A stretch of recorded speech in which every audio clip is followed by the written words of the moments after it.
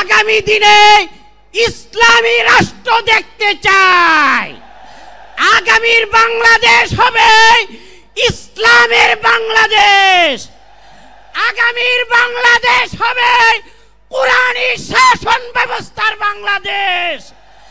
আগামীর বাংলাদেশ হবে ইসলামী জনতার বাংলাদেশ।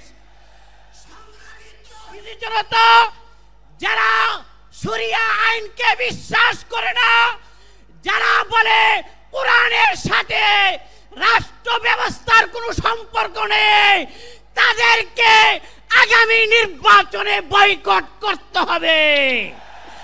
তারা অতীতে এদেশের জাতির কোনো কল্যাণ দিতে পারে নাই। জাতির কল্যাণের জন্য, গণমানুষের মুক্তির জন্য খোলাফায়ে রাশেদের অনুকরণে ইসলামী হুকুমতের বিকল্প নেই।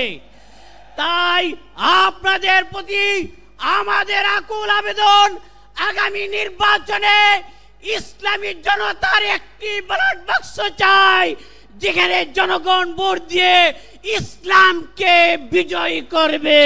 ইনশাআল্লাহ। নাসরুম মিনাল্লাহি ওয়া ফাতহুন করিব।